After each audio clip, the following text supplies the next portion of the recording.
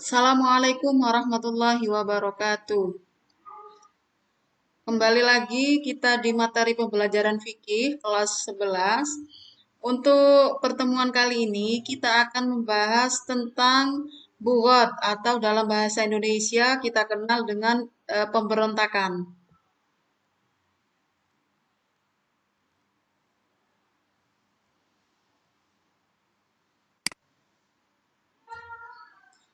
Nah, ini adalah salah satu contoh ilustrasi bughat atau pemberontakan. Untuk tujuan pembelajaran, setelah proses pembelajaran, peserta didik diharapkan mampu satu, mengidentifikasi ketentuan tentang larangan bughat dengan benar, dua, mencontohkan perbuatan-perbuatan yang termasuk dalam kategori bughat dengan benar, yang ketiga, membandingkan ketentuan tentang larangan bughat dengan benar, empat, menyusun bahan presentasi contoh-contoh hasil analisis larangan bughat dengan benar, dan yang kelima, mempresentasikan contoh-contoh hasil analisis larangan bughat dengan benar. Nah, untuk peta konsep, di sini akan ada beberapa yang akan kita bahas terkait dengan bughat.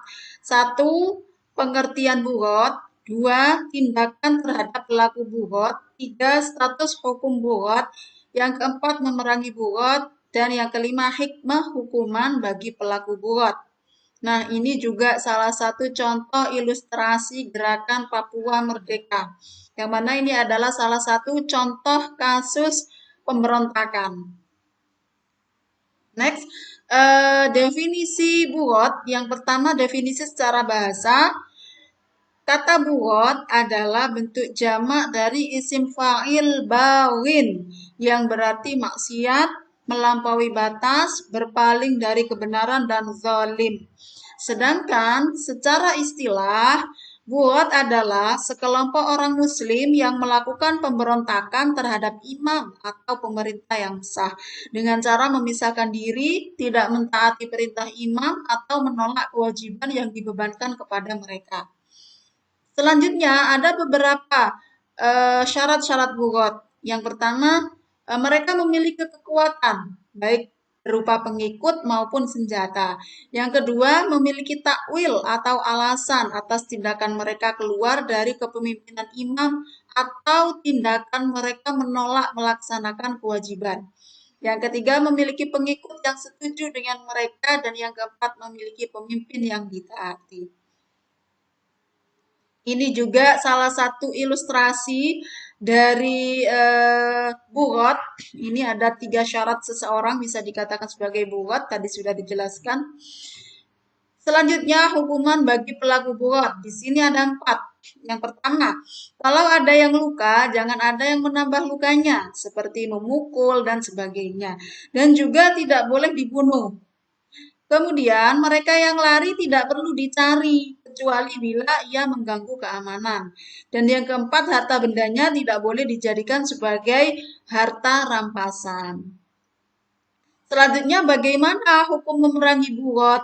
Nah, di sini ada 2. Yang pertama, hukumnya wajib, dan yang kedua, hukumnya mubah atau boleh.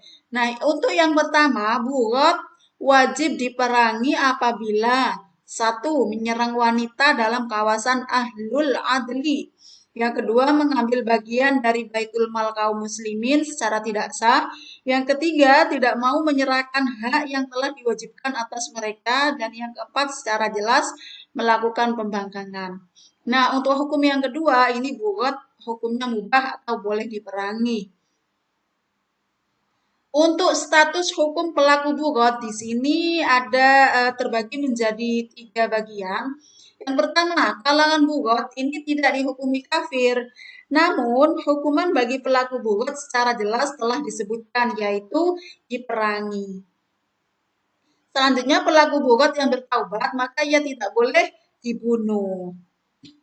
Nah, ada hikmah yang terkandung dari adanya hukuman bagi pelaku bughat. Di antaranya adalah Satu, tidak akan mudah memusuhi atau membangkang dengan memberontak terhadap negara yang sah.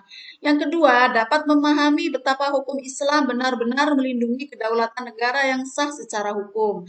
Yang ketiga, menghindarkan manusia atau sekelompok organisasi dari berbuat semena-mena. Yang keempat, memberikan efek jera terhadap pelaku bugot agar tidak memberontak. Dan yang kelima, memberikan pemahaman bahwa jika terdapat perbedaan pendapat terkait dengan jalannya pemerintahan, maka harus disalurkan dengan cara-cara yang benar. Nah, sekian dari kami. Terima kasih. Wassalamualaikum warahmatullahi wabarakatuh.